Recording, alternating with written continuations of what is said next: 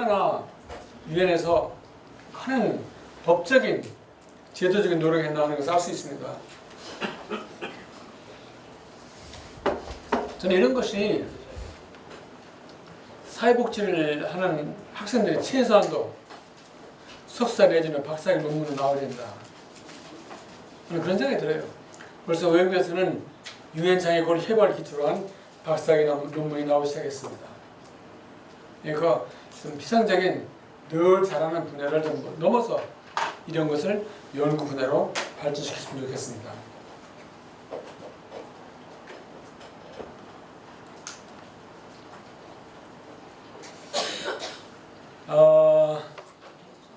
UNCFD, 유엔 장애인 권리 협약은 한마디로 From Social Welfare to Rights, 복지 패러다임에서 권리 패러다임으로 바뀌는 것이다. 이게 참 좋았어요. 저는 공부할 때 샬럿 타월의 Basic Human Need, 그걸 성경처럼 가지고 다니면서 공부했는데, 네, 인간의 기본적 need라는 게 없어지고 right로 가는데, right는 공부해본 적이 없거든요. 근데 이제 패러다임이 바뀌는 겁니다. 70년대 장애인 대상 세계 행동 계획이 있었고, 93년 유엔 총회 장애인의 기회 평등 스탠다드 룰스라고 하는 거, 2006년에 유엔 장애인 총회가 있었고, 6월 17일 토요일에 국제 협약 기구에 관한 국제 회의가 있습니다. 미국에서 한 150명 오는데, 다행히 유엔 대사로 계시던 오준 교수께서 서로 하여금 그 국제회의에서 논문을 발표해 주셔서 영어로 오늘 발표하는 주제의 약한 부분을 발표하게 됩니다. 지금부터 이제 국제 장애인 권리 협약으로 넘어가는데, 왜 국제 장애 권리 협약이 필요했느냐? Why? 혹시 여러분 장애분에 딜하시는 분 손 들어보세요. 좋습니다. 첫째는 지구촌의 인구가 7억인데 장애인이 1억입니다. 전체 지구촌 인구 7억의 15%에 해당하는 사람들이 장애인들이고, 80%가 개발도상국에 살고 있고, 그 중에 30%가 극빈자들입니다. The poor of the poorest. 빈민 중에 빈민이에요.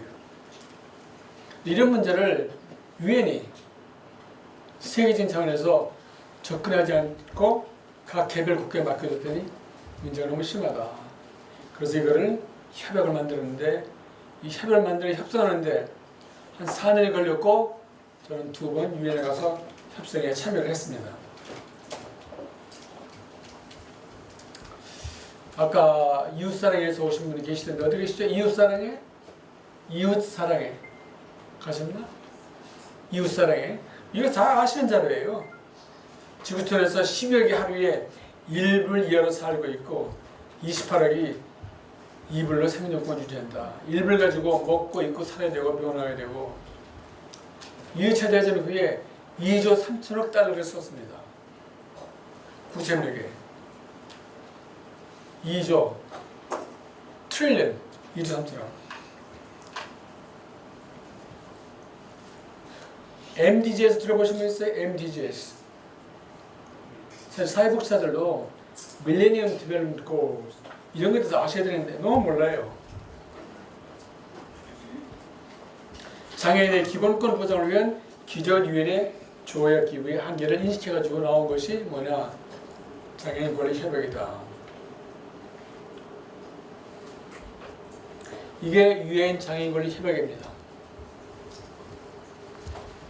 한국 외교통상부나 인권에 들어가면 이게 나와 있어요.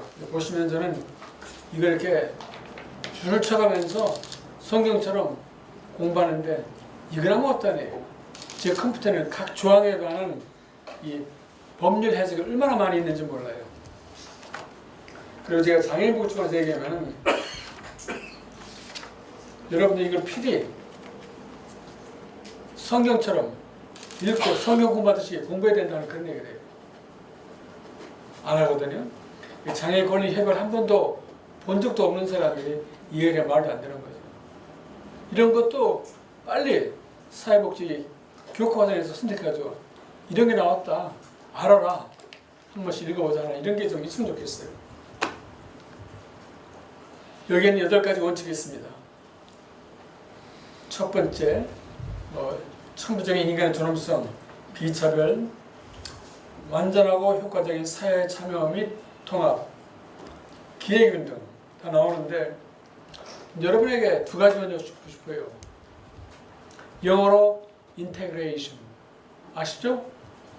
아시죠? 우리말로 뭐라고 그래요? 크게? 네? 통합. inclusion은 들어보셨어요? 뭡니까? 우리말에는 인테그레이션에 관한 번역은 있어도 inclusion 없습니다. 일본에도 없고 중국에는 있고 독일에도 없고 그래서 inclusion이라는 개념은 이 협약 때문에 새로 나온 개념이에요. 인테그레이션은 뭐냐? 저도 장애인 클 때 어렸을 때 소셜워커의 형씨가 너는 장애인이니까 내 장애를 받아들여라. 어떻게 하겠느냐? 용납해라. acceptance. 가난한 노력해서 정상인과 같이 되도록 노력해라. 나를 비장애인에게 동화시키는 것. 비장애인의 세계에 끼일 수 있도록 훈련시키고 소셜워크에 도와주는 거예요. 이 협약에서는 그런 거 없어요. 완전 참여야. 장애가 있어? 있으면 어때?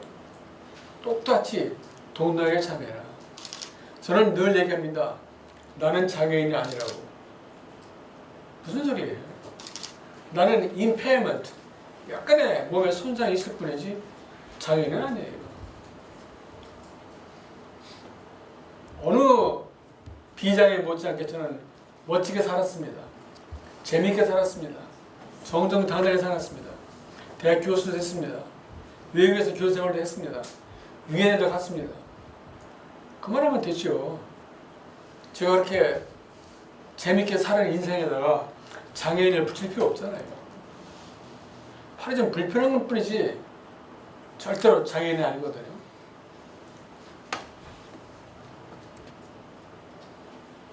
그래서 여러분이 이걸 보시고 3조의 권리협약의 8대 원칙만은 꼭 기억하시기 바랍니다.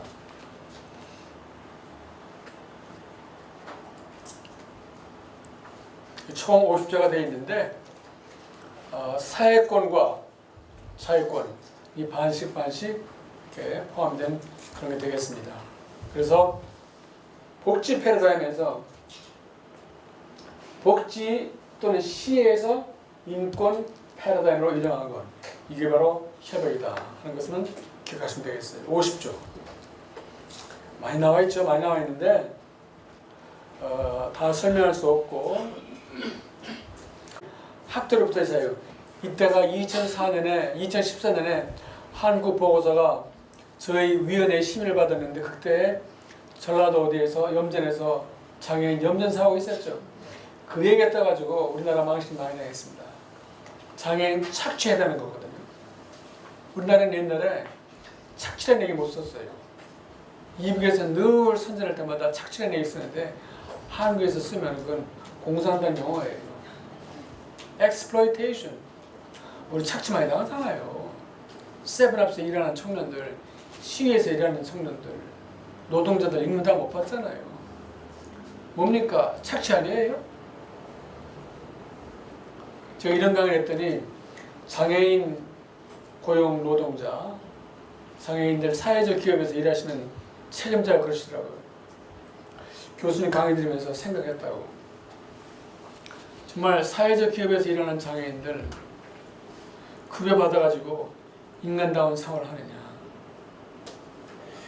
정말 사람답게 살 수 있는 그러한 직장을 사회적 기업이 보장해 주는 거냐 하는 아주 의문을 갖게 됩니다. 교수님 그런 얘기를 하더라고요. 그리고 인권에 관한 강의를 이렇게 들으면은 그런 문제를 우리가 생각해야 돼요. 그 현장을 어떻게 고쳐나가야 되나? 어떻게 고용 조건을 개선해서 사회적 기업에서 일하는 장애인들도 품위 있는 삶을 살 수 있는 고용 환경을 만들어줄 수 있겠는가? 이런 것을 고민하지 않으면 오늘 같은 강의는 의미가 없다 그런 얘기예요.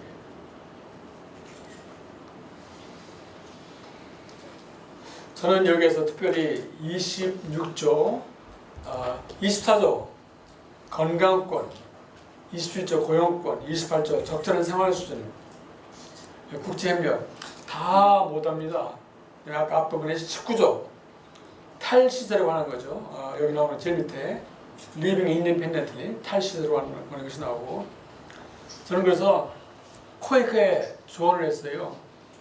한국에서 특수교육으로 국제협력 사업에 관한 프로젝트를 많이 하고 돈을 많이 얻어가는데 이제는 특수교육이라는 얘기를 쓰지 마십시오. 완전 통합교육, Inclusive Education, 장애 아동과 일반 학생들을 격리, 별거하지 않은 Inclusive Education이 유엔의 원칙입니다. 또 한국에 소문 들으니까 우리 정진모 선생님 잘 아시겠지만은 장애인 복지 시설을 운영하시던 분들 가운데에서 그 시설을 코이크의 지원을 받아가지고 외국에 국제협력 프로그램으로 가져간다는 얘기 들었어요. 사실이 아니길 바랍니다. 그런 거 안 되거든요. 한국에 있는 복지 시설도 많이 줄어들어야 되는데 그걸 또 외국까지 가져갑니까? 얼마 전에 장애인 그 시설, 탈시설에 대해서 얘기를 하는데 어려운 점이 많습니다. 길게 얘기 못합니다. 할 수 있는 부분도 있고. 그 얘기를 했는데 표경원 대표 그 얘기를 했더니 경남 거창에 월평빌라. 네? 월평. 네. 그 얘기를 들으니까 시설은 시설대로 두면서 시설답지 않게 시설 아닌 것처럼 운영할 수 있는 뭐 절충안도 있지 않겠나. 그 얘기 좀 자세히 듣고 싶어요. 그리고 한 사례로 연구하고 싶은데 결국은 장애 권리 실천에서 우리가 해본 것 중에서 사례로 good practice, 좋은 선례가 될 수 있는 것을 우리가 자꾸 만들어서 이렇게 나누는 것도 권리 실천을 옮기는 하나의 수단이 되겠다 그런 생각이 듭니다.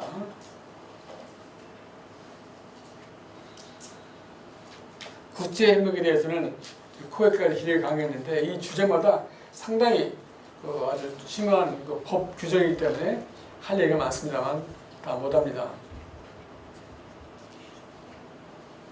그러면은 장애인 권리 협약 때문에 바뀌는 게 뭐냐? 보호받던 신분에서 적극적 사회성원이 되게 한다. Active Citizen. 편견과 차별의 대상에서 평등과 반차별을 추구하는 그런 개념으로 수동적이고 의존적이고 부정적인 시민에서 능동적이고 독립적인 사회 구성원이 되도록 한다. 배제, exclusion에서 inclusion으로. inclusion과 inclusion은 사회 정책에서 상당히 중요한 개념입니다. powerlessness, 힘이 없는 사람, 힘이 없는 것처럼 무력한 장애인을 힘을 주는 능력 있는 역량을 강화시키는 것이다. 박애, 자선, 시의 대상에서 시민으로서의 권리 행사. 아직도 많은 장애인들은 박애와 자선과 시의 대상입니다. 정진모 선생님 그래요? 그래 안 그래요? 네. 네? 그러니까 그게 뭐냐?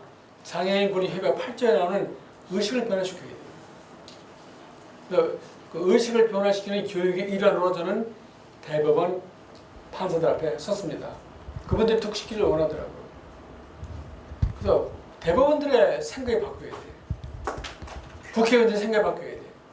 정치가들이 바뀌어야 돼요. 경찰들의 생각이 바뀌어야 돼요. 그래서 지금 끊임없이 교육되어야 될 주제이다.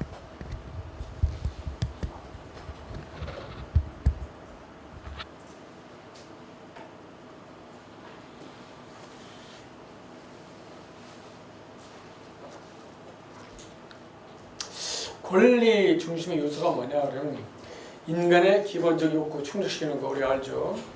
인간의 존엄성을 인정해야 되고 결정 과정에 참여하는 거예요. 장애인들로 하여금 결정 과정에 참여하게 하는 거. 12조에 나옵니다. 우리는 많이 듣죠. 보호자들이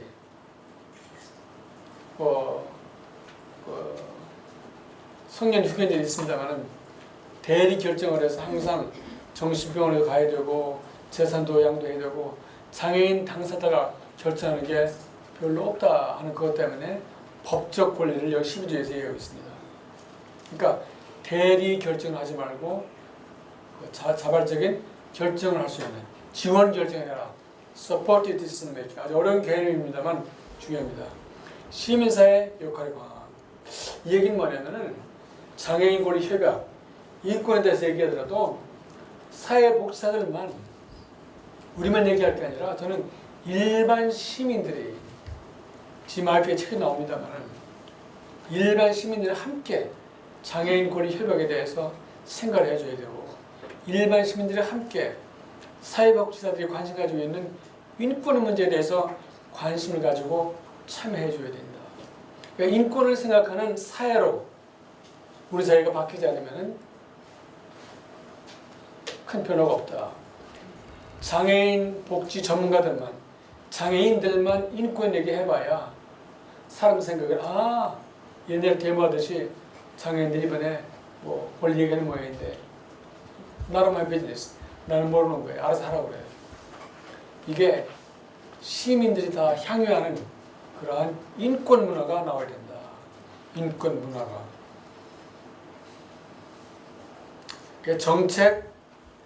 정책 실무에 변화를 유도해야 된다. 아까 윤 교수님 얘기하시는데 보건복지부 직원들 무슨 얘기를 아직 못 알아듣는 얘기. 국가 차원의 영향력 행사, 국제적 차원의 영향력 행사. 그래서 유엔 장애 권리 협약은 도덕적, 수상자의 권리보다는 법적 권리 차원에서 접근해야 된다. 구속력 있는 법이 시행되어야 되기 때문에 저는 오늘 여러분에게 어떤 도덕성을 얘기하는 게 아니고 어떤 법적 근거, 리걸 프레임을 가지고 말씀을 드리고 있습니다. 그럼 장애인들이 어떻게 해서 권리 이론을 정당화시킬 수 있느냐? 권리의 개념은 법철학의 핵심 주제이고 법적 권리 이론은 권리의 의무와 주체, 권리와 의무 간의 관계를 명확히 개념할 필요가 있고 상충되는 용어들이 교태산에 빠질 때가 있습니다. 그때 우리는 법으로서 그런 문제도 해결할 수 있고 법이 그런 문제를 해결해주는 최후의 해결사가 된다. 권리를 이론적으로 설명하기 위한 두 가지 전제가 있습니다. 본질적으로 어떤 사회 공동체를 전제로 하여 누가 권리를 가지는지 그리고 누가 권리 충족의 의무를 가지는지를 규정하는 것. 아까 인권 수행에서 국가의 의무 이런 게 있었죠. 권리를 도덕적 권리와 법적 권리로 양분하는 이런 거. 사실 이런 거는 좀 길게 넘어가야 되는데 여기서 다 얘기 못합니다, 여러분들. 그래서 이런 것들 좀 깊이 보시면 사회복지와 법적 이론을 연결시키는 데 도움이 될 겁니다. 무엇이 문제인가? 헌법, 사회 입법의 발달이 사회복지로 하여금 욕구 패러다임에서 권리 패러다임으로의 전환을 지지하고 있지만 이러한 패러다임의 변화를 아직도 현실적, 구체성을 가진 실천으로 엮어내지 못하고 복지의 소극적 개념인 자녀 차원에서 기초한 욕구 패러다임의 한계를 넘어서지 못하고 있다. 반론도 있겠지만은 패러다임 이름 누가 얘기했죠? 토마스 쿤. 이 사람은 이런 얘기를 합니다. 여러분들은 자칫하면 패러다임의 노예가 될 수 있다. 혹시 여러분들 욕구 패러다임의 노예가 되지 않았나 생각해 보십시오. 슬레이브. 지난 20년, 30년 동안 요크 패러다임 뺏어가면 여러분들 어쩔 줄은 몰래 밥 먹는데 수저 뺏으면은 그 밥을 어떻게 먹지 하는 것처럼 요크 패러다임을 뺏어가면은 대책을 다른 이론이 없어. 있습니까? 그러니까 한 패러다임에 노예가 되지 마라. 토마스 퀸이 패러다임 이론에서 상당히 강조한 겁니다. 저는 여러분에게 새로운 권리 패러다임으로 엄격합시다는 얘기를 하는 거예요. 또 너무 권리 패러다임의 노예가 되시지 마시고 충분히 비판적 의식을 가지고 한번 접해보자.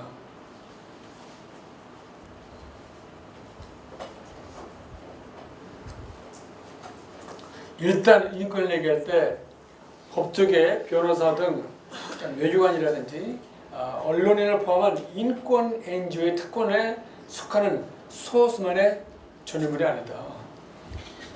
유엔에 가면 다 외교관들이에요. 관리들이에요. 시민들도 없고 이런 전문가들의 전유물에서 좀 벗어나게 하자. 사회복지 인권 실천, 법적 구조와 절차가 강력하게 독립적이며 법적 구속력을 갖도록 압력을 행사해야 됩니다.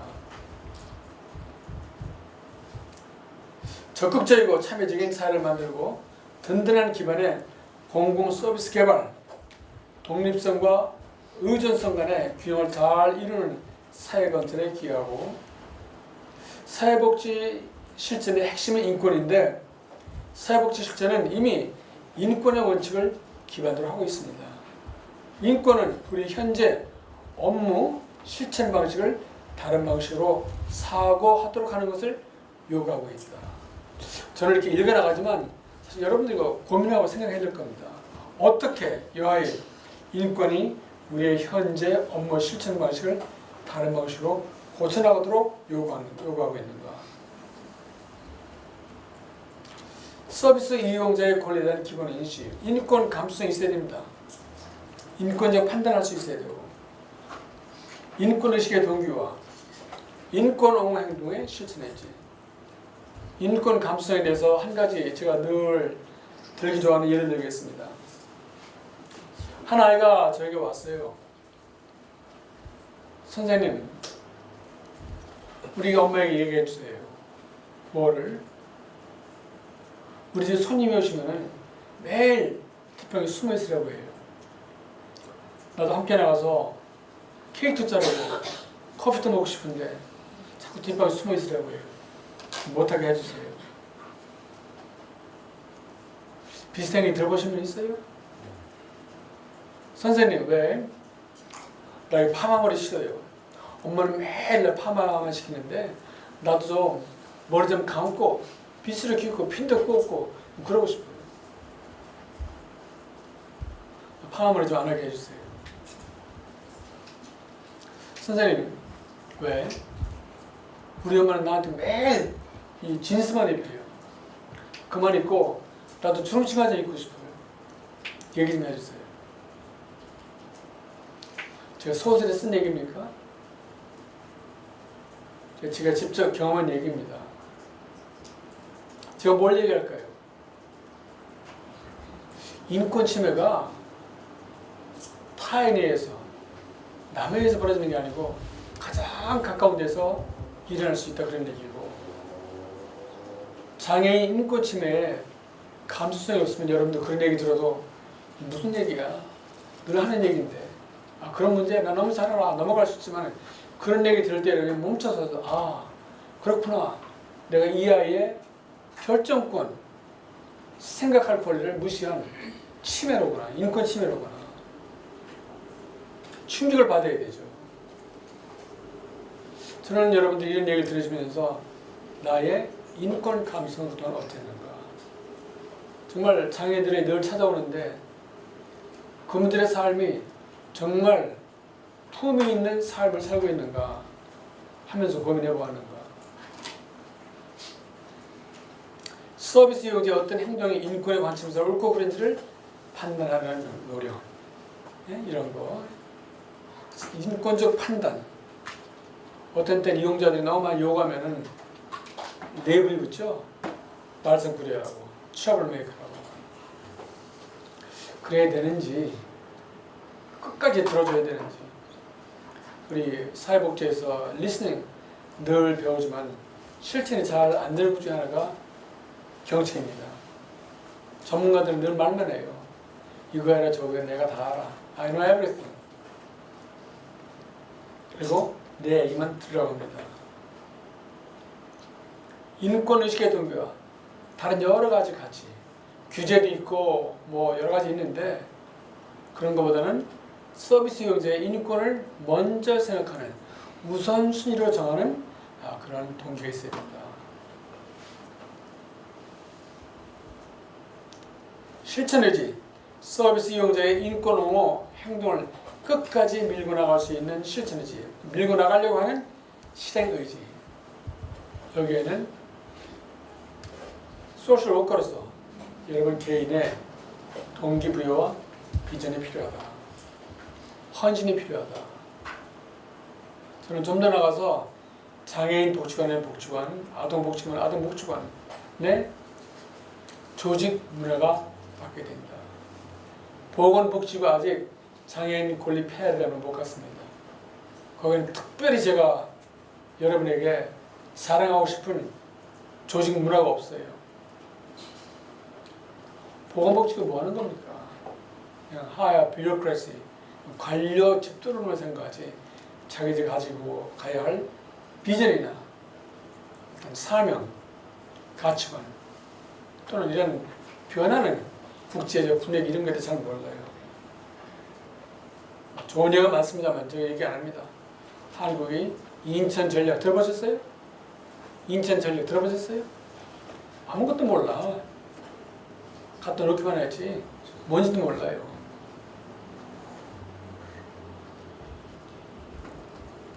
인권의 사회복 적용, 국민들의 시민적, 정치적, 문화적, 사회적 욕구를 충족시켜야 될 사회 충고가 있고 사회복지사들은 불평등, 불공평, 사회부조리, 비인권화된 요소에 대한 분명한 입장을 필요하게 되고 타인과 일상생활에서 우리는 끊임없이 우리 자신과 타인의 권리와 그 직무에 대해서 생각해야 되며 인권은 우리 생활에서 다른 사람들과의 경험으로부터 정의됐습니다.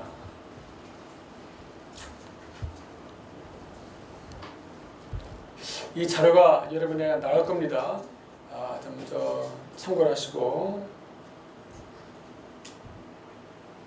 사회복지의 거는 기대, 한국 사회를 보다 정의롭고 통합된 사회로 발전시켜 변화된 국민복지 기반을 강화해야 되겠고 한국 사회 정책 개발 차원에서 인권의 지류와 메인스트림, 인권의 지류화를 이뤄내도록 하는 촉매자 역할을 해야 되겠고 국제 및 국가인권기구가 수행하는 인권활동의 도덕적 파트너 역할을 해야 된다. 한국과 및 세계적인 시민사회 또는 NGO 활동의 전반에서 인권활동의 효과성을 주도하고 인권의 리더십을 강조하는 전문직으로서 우리가 변해야 된다. 국내 복지 인권 문제에 관한 사건의 대응적, 리액티브, 소일거 외양간 고수의 시기 아니고 선제적으로 프로액티브한 행동으로 하는 전문직이 되었으면 좋겠다. 한국의 과거, 현재의 한국, 더 나아가서 한국 사회의 미래를 생각할 때 인권 기반의 사회복지가 있어 한국 사회가 얼마나 달라지는가를 제시해야 된다. 사회복지와 인권의 비전 제시, 시간을 만났습니다만 강력한 인권 문화를 구축하여 인권이 아까 말씀드린 거고 마지막으로 인권은 가장 강력한 인간의 이상이며 인간 공동체의 비전이며 인권이라는 주제에 대하여 정열적인 관심을 가질 필요가 있다. 책이 있습니다. Passion for Human Rights. 보다 좋은 세상을 만드는 원동력이 될 수 있다는 개인적인 비전과 확신이 있어야 된다. 이건 제가 만든 건데 이건 사회복지 교육 커리큘럼이나 이런 걸 할 때면 썼으면 좋겠다 싶어서 만들었어요. 첫째, 인권의 이론적 원칙 기반이 있고 여기 보시면 인권의 이론적 원칙 기반이 있고 여기는 세계 인권 협약문, 사회복지 윤리강령, 국제법과 사회복지, 사회복지의 권리성 뭐 이런 거 나와 있고 인권적 실무, practice, 실천이죠. 사회복지의 이론과 윤리강령, 생명 존중, 자유, 반차별, 정의, 연대 책임, 점진적 변화, 비폭력, 인권과 복지 생태 관리 아까 말씀드린 그런 거고 이제 관심 영역은 뭐냐 복지시설의 인권 침해, 가정폭력, 성학대 등 인권에 대한 관심을 높이려고 인권 침해 취약계층, 노동자, 아동, 장애인, 여성, 사진, 외국 근로자 등 해서 이런 것을 사회복지 이론과 관심 영역과 인권의 실무를 좀 통합 여기서는 인텔리전트입니다. 이런 걸 잘 하려면 인권에 대한 사회복지에 대한 knowledge, 지식 기반이 좋아야 되겠고 그 다음에 이것을 할 수 있는 스킬, 기술이 있어야겠고 사회복지와 인권의 가치가 바탕을 이루어야 된다. 그래서 이것을 K, S, B를 합니다. K, knowledge, S, skill, B는 가치. 그래서 이러한 프레임을 가지고 우리가 접근하면 지금까지 강의한 것을 조금 이론적으로 정리해 볼 수 있지 않겠나 생각이 듭니다. 미국은 아직 유엔 장애인 권리 협약을 비준 안 했습니다. 이건 존 캐리 외무장관 한 것인데 유엔 장애인 권리 협약의 비준을 미국 사회만을 변화시키자는 것이 아니고 미국이 세계를 변화시켜야 된다. 사실 저는 당당히 말씀드리겠어요. 세계 여러 나라를 가봐도 인권의 중심이 돼서 사회복지 학문이 돌아가지 않습니다. 한국이 그걸 좀 만들어서 그렇겠어요. 한국의 사회복지는 정말로 인권을 주류화 해서 학문과 관심 영역과 프랙티스, 실천 영역을 인권의 원리로 사회복지의 기본 원리를 강화시켜서 실천하고 있다 하는 것을 세계에 알렸으면 좋겠어요. 그러한 것이 우리만 하지 말고 영문으로, 불어로 나와가지고 세계 사람들이 한국어로 실습을 받도록 했으면 좋겠다는 게 제 욕심입니다. 할 수 있습니다, 여러분들. 마지막으로 사진 한 장 맺으고 끝내겠습니다. 지금은 인기가 없는데 2012년 세계 장애인 대회 때 유엔에스카 국제회의가 열리고 있었는데 골로 안 가시고 우리한테 오셔가지고 장애인들을 위해서 기도회를 해주셨고 앉으신 여인은 8천만 중국 장애인 대표하는 유명한 시인입니다. 물론 공산당원이고요. 사람들은 반기문 총장보다 제가 더 핸섬이라고 하는데 여러분에게 맡기겠습니다. 감사합니다. 질문 있습니까? 질문은 나중에 쉬는 시간에 하고 저는 강의 마치겠습니다. 고맙습니다.